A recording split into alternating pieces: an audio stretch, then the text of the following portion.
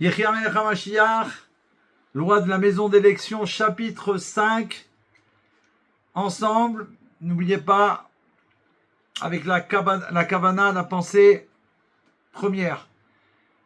Les Shem, Pnei Kabbalat Mashiach Tzidkenu, sur le nom de la mitzvah de recevoir, d'accepter de recevoir le roi Mashiach immédiatement, la phase du roi Mashiach.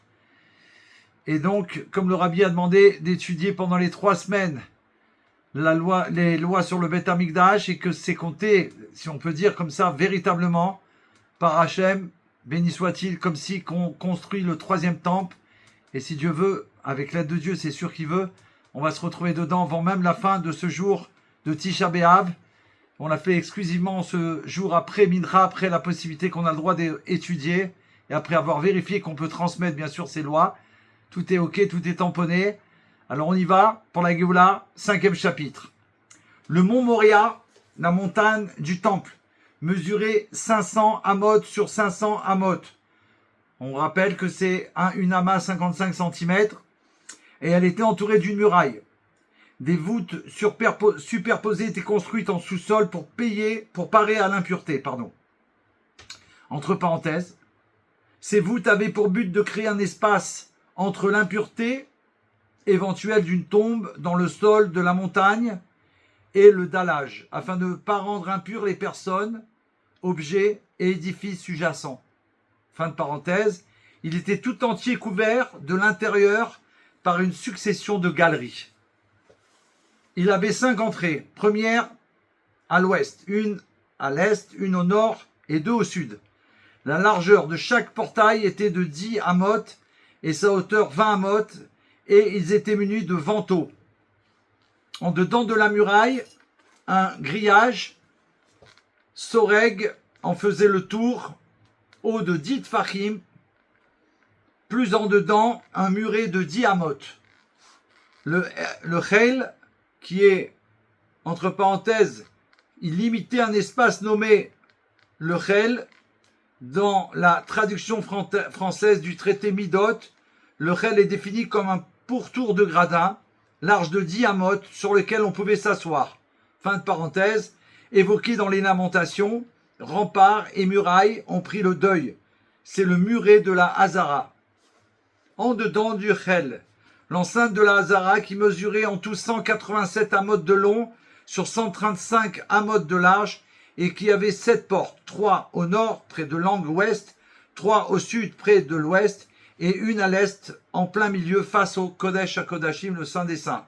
Entre parenthèses, ces portes que Rambam ne cite pas ici sont au sud la porte du bois, la porte des aînés, du bétail, la porte de l'eau, à l'est la porte de Nicanor, au nord la porte de l'étincelle, la porte des sacrifices et la chambre du feu.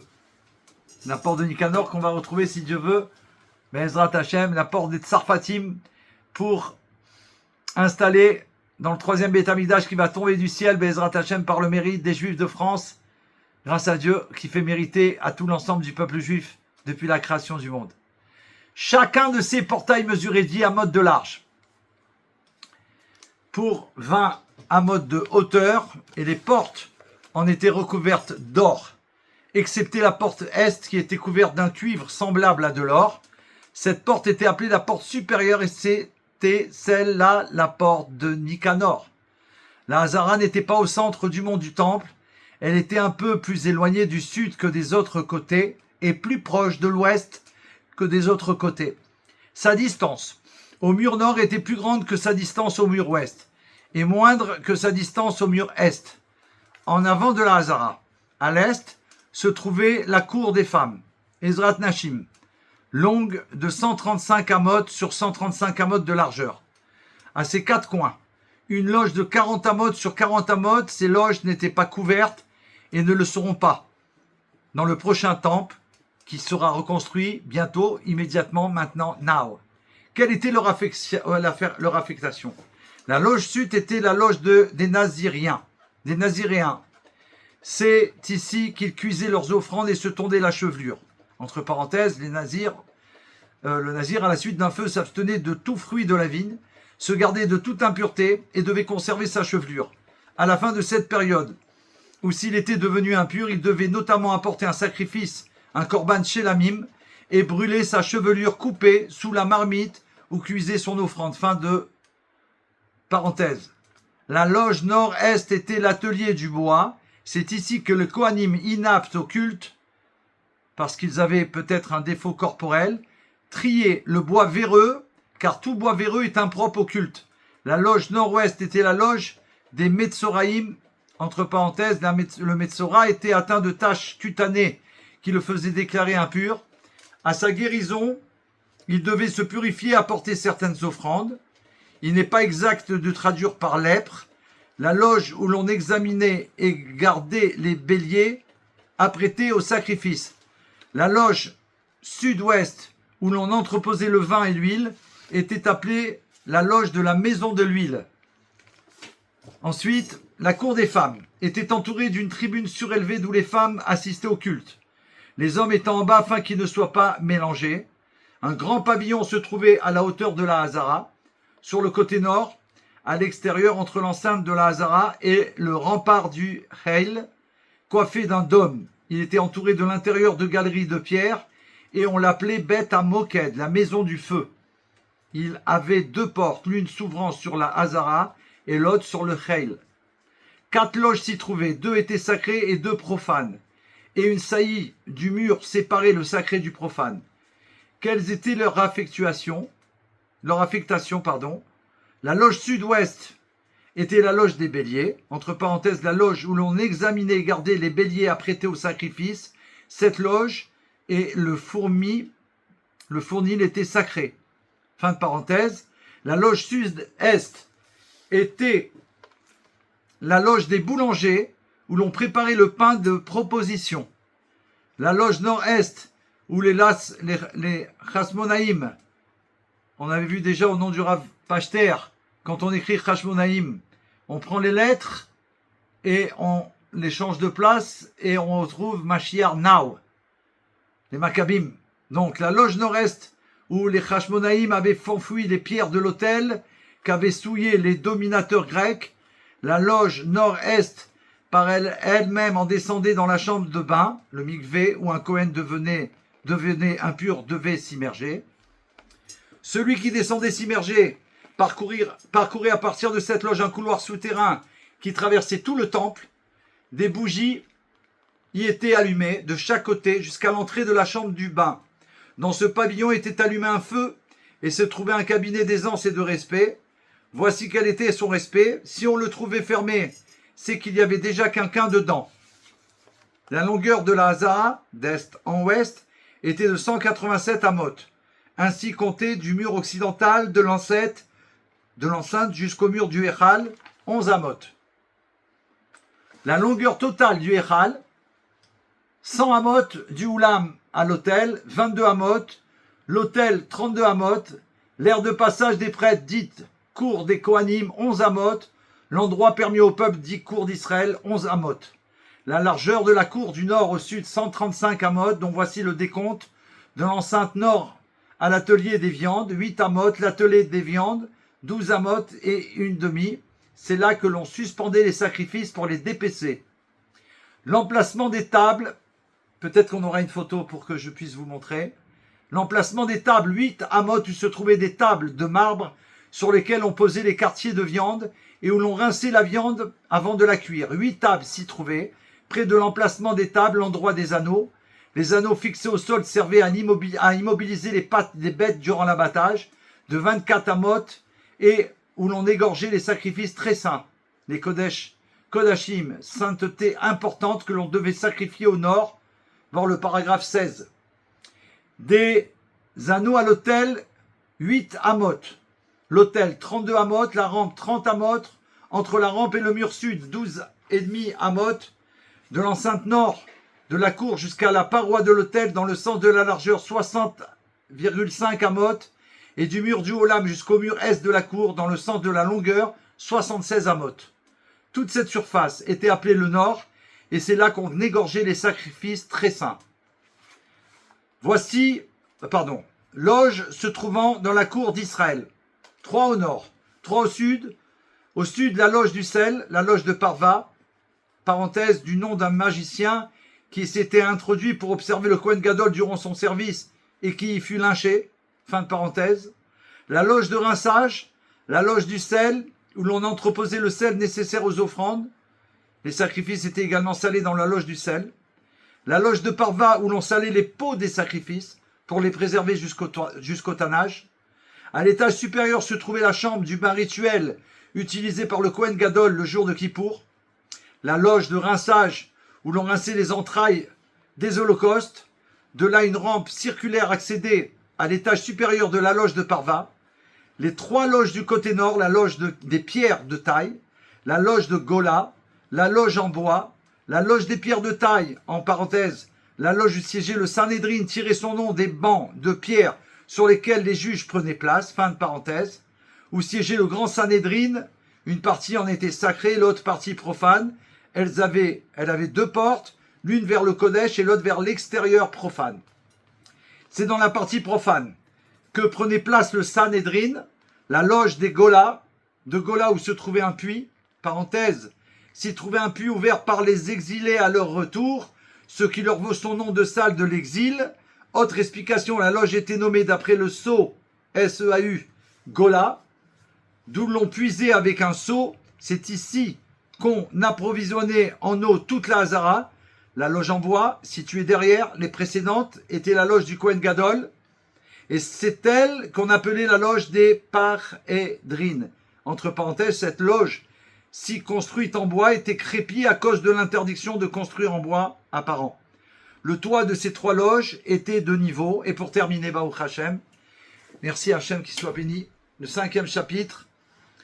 Deux autres loges se trouvaient dans la cour d'Israël, l'une à la droite de la porte est, la loge de Pinchas, l'habilleur, et à l'autre, à la gauche, la loge de ceux qui préparent les galettes frites à la poêle, offertes par le Kohen Gadol. Alors, on va essayer de présenter la loge qu'on a mentionnée, le temps de la retrouver. Là, c'est la pierre de fondation du monde, Even Shtia, qu'on a parlé au début, dans la première vidéo. Voilà. Et c'est dessus que l'Arche Sainte est posée. Voici l'Arche Sainte, de nouveau.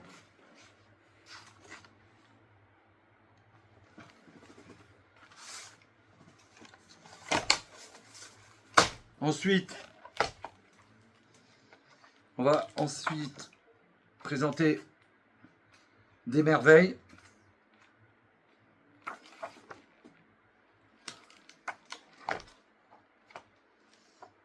Tout en or. La hauteur, regardez, impressionnant. Et l'Arche Sainte avec les chérubins. Les merveilles de la Géoula. L'Arche Sainte, encore, avoir les merveilles.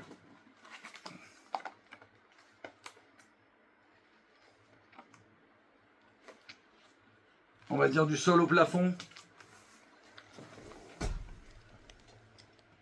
Tout en or. Ciselé.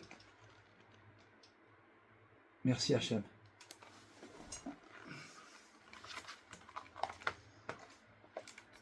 Quel cadeau, mon frère Yaakov, Rav Yaakov Abergel, quel cadeau.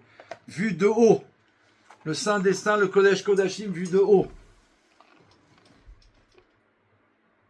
Les merveilles de la Géoula. Waouh, waouh, waouh.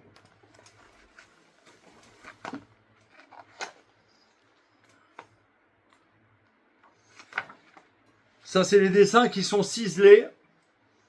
Regardez, il y a un palmier, deux visages, un du lion et d'un chassid, et un autre palmier. Tout ça en or. Impressionnant. On peut voir aujourd'hui ce qu'on ne pouvait pas voir hier. Donc regardez, coller un à côté de l'autre, ce que ça donne. Des merveilles. J'essaie de retrouver, et comme ça on aura montré toutes les merveilles si on a pu. Voilà, là, où on a décrit tout à l'heure pour les pains de proposition, pardon. C'est ça. Ça, c'est pour mettre le pain, c'est le moule pour le pain. Et ça, c'est, regardez cette merveille, cette splendeur qu'on a décrit tout à l'heure dans les dimensions extraordinaires qui se trouvent juste avant le Kodesh Kodashim. Dans le Kodesh, avec la Ménorah et pour les encens. Et ça, la rampe où il y avait les sacrifices.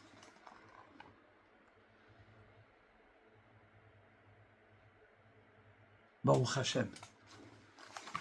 Il faut se préparer puisque ça va être tout de suite la Géoula et on va vivre ça bientôt en direct. Alors j'essaie, voilà, une image avec le Kohen Gadol qui se prépare. Là il est en train de faire les encens et on voit à sa gauche la Ménorah. C'est ça, et la table de pain, des pains à droite. Et en face de lui, l'entrée du Kodesh Kodashim.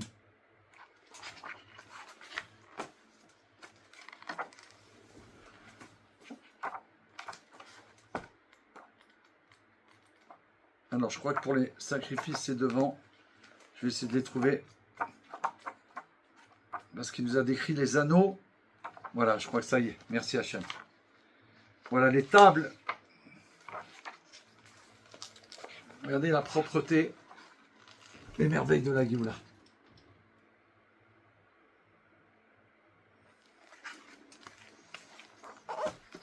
C'était d'une propreté minutieuse. Voilà, ce qu'on a vu tout à l'heure avec les anneaux pour mettre les bêtes, les suspendre. Et on va terminer avec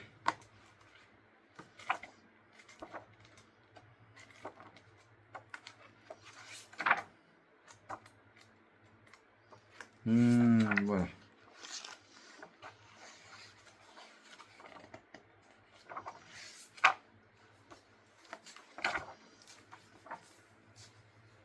Le Sanhédrin qu'on a vu.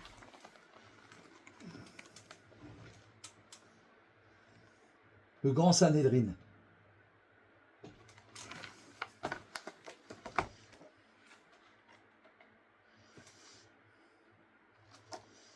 Voilà, vous les Kohanim manger. Incroyable. Au-dessus des loges.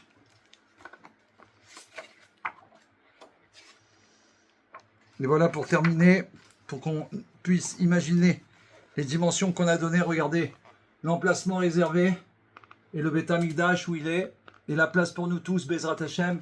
On se retrouve immédiatement dans le troisième Beth Amikdash. Now. Merci Hashem. Et on termine, puisqu'on a fait ça aujourd'hui le 9 Av, le jour de la naissance. Parce qu'on regarde que le positif, puisque le Beth Amikdash a été détruit pour la construction du troisième, qui va être tellement plus beau et tellement extraordinaire, puisque celui-là, il est fait des mains d'Hachem par le mérite des enfants d'Israël. Le 9 Av, comme expliqué par le Rabbi Melech HaMashiach, paradoxalement, le 9 Av est considéré comme un jour de fête, Moed, c'est-à-dire un jour de fête vraiment. La raison en est que dès que le temple fut détruit, l'ère de sa reconstruction et de la possible venue de Mashiach commença. Nos sages enseignent que dès l'instant où le temple fut détruit est né celui qui pouvait être le Mashiach à cette époque. Depuis, il n'y a pas eu une période de l'histoire qui n'ait en son sein un tzaddik digne d'être le libérateur du peuple juif de son dernier exil. Ceci est exprimé par le fait que les prières de supplication ne sont pas récitées le 9 Av, comme lors d'un jour de fête. C'est également la raison pour laquelle le deuil est allégé dès le milieu du jour. Permission de s'asseoir normalement et de transmettre maintenant la Torah qu'on a fait. Car la naissance du Mashiach est survenue à ce moment de la journée. Merci au Rabbi Melech HaMashiach. Et une prophétie de Zacharie 8-19. Ainsi parle l'Éternel Tsevaot. Le jeûne du 4e mois, le 17 Tammuz, et le jeûne du 5e, le 9 Av, le jeûne du 7e, le 3 Tishri, et le jeûne du 10 Tevet seront changés pour la maison de Yehuda en joie et en allégresse, et en fête solennelle, et chérissez la vérité et la paix. On va tout de suite se retrouver à fêter l'événement de la venue de Mashiach.